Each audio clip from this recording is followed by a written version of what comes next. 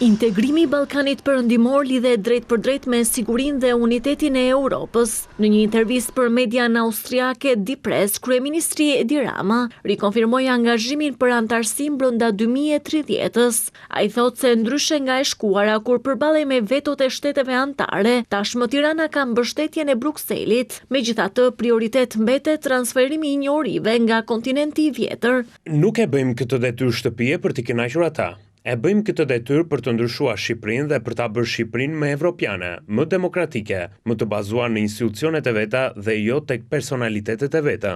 Rama komentoi dhe projektin e Jared Kushner në ishullin e Sazanit. Kryeministri tha se misia me dhëntrin e Trump do të mbijetojë përtej mandatit të presidentit amerikan në Shtëpinë e Bardhë.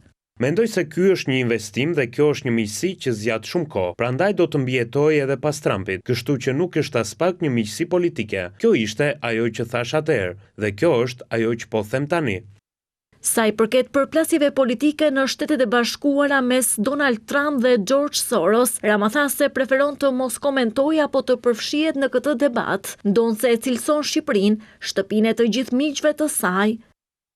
Më pyetët për Kushner dhe Soros. Po, të dy janë miq, mund të mos e pëlqejnë njëri tjetrin, megjithse nuk jam i sigurt.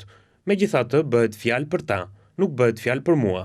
Nuk është puna ime të gjykoj, nuk është puna ime të jem pjesë e kësaj. Kjo është Shqipëria dhe kjo është shtëpia për të gjithë miqt që kemi. Pra, të dy janë në shtëpi këtu. E ndërsa Shtetet e Bashkuara të Amerikës janë angazhuar në negociata mes Rusisë dhe Ukrainës, Rama i sugjeron Brukselit të komunikojë me Moskën dhe të mos e delegojë politikën e jashtme. Kur bëhet fjalë për Bashkimin Evropian, mendoj se Bashkimi Evropian duhet të flasë me Rusinë dhe nuk duhet të vazhdojë të delegojë politikën e vet të jashtme në Washington, sepse në fund të ditës Rusia është fqinj i Bashkimit Evropian, jo fqinj i Shtetet e Bashkuara.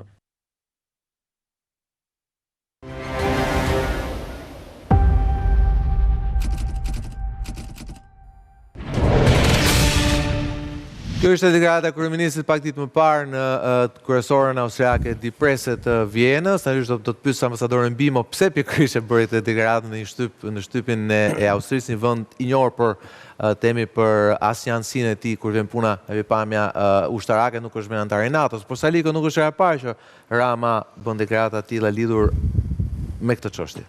Ka qenë e vazhdueshme, në fakt nisi e gjitha në përvjetorin e tretë të luftës në Ukrainë. Në 24 shkurt, të gjithë liderët e vendeve europiane u mblodhën në Kiev në një tryezë përbashkët, e cila në fakt nuk dukej si një përvjetor i nisjes së lufte, por dukej si një drek ku po diskutonin politika. Dhe disa prej liderëve kryesorë të Ballkanit nuk morën pjesë, por zgjodhën të paraqiteshin nëpërmjet video mesazheve të ndryshme. Dhe video mesazhi i dhënë nga kryeministri Rama shkaktoi në atë kohë një ndryshim total të asaj çfarë po raportonin mediat ndërkombëtare, duke thënë se Rama solli elefantin në dhomë, siç është një shprehje angleze që thotë se tregoj kush është problemi vërtet në një darkë ku gjithë duken të lumtur, duke thënë se nuk është ky momenti për të mbledhur në Kiev, është momenti për të parë se çfarë po ndodh me politikën e jashtme dhe për të folur me Rusinë.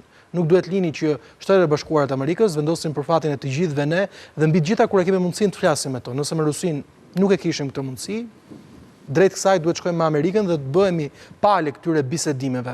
Por e ka theksuar se duhet kishte ndodhur edhe më herët, edhe përpara ardhjes së Trump negociata mes Moskës dhe Brukselit. Ambasador, Austria, si disa vende të tjera njohur për paanësinë e tyre deklaruar, apo ka vende si Turkmenistani, apo Austria, cilat nuk marrin pjesë, Zvicra gjithashtu, pra cilët temi kanë dhe normalisht janë vende që teorikisht kur shpërten një konflikt mund të shërbejnë dhe si vende ku më pas zhvillohen negociata, si zhvilluan për shembull edhe në Gjenev pak ditë më parë. Mendoni që zgjedhja e Ramës nuk është e rastishme dhe a do të thotë kjo që Shqipëria nga pikpamja edhe strategjisë po mundohet zgjedhë po të ndryshojë pak diçka nga pozicioni i saj që deri dje ka qenë pa kushte kundër Rusisë? Tema jashtëzakonisht interesante, sepse nuk flasim më për gjëra që janë larg nesh, por flasim për gjëra që na përkasin neve. Austria në pamjet parë dhe në kushtetutë është vend neutral, por në realitet nuk ka si të jetë vend neutral për sa kohë është vend antar i Bashkimit Evropian dhe Bashkimi Evropian ka një klauzolë të cila detyron edhe për angazhime ushtarake në rast se preket një nga vendet anëtare, kështu që neutraliteti i Austrisë do ishte një gjë jashtëzakonisht e përshtatshme dhe për nevojitat e Ukrainës në kushte ideale, po kjo është temë tjetër. Si formulë. Si formulë. Sepse nuk ta pengonte që të bënte këtë që ka bërë Austria historikisht, domethënë që ka qenë neutrale po pjesë e perëndimit. Asnjëherë austriakët nuk e kanë mohuar vetes të drejtën që të ishin pjesë e perëndimit, shpirtërisht dhe politikisht. Me demek nuk angazhohen ushtarakisht, po siç thash, duke qenë pjesë e Bashkimit Evropian, kanë detyrime dhe ushtarake.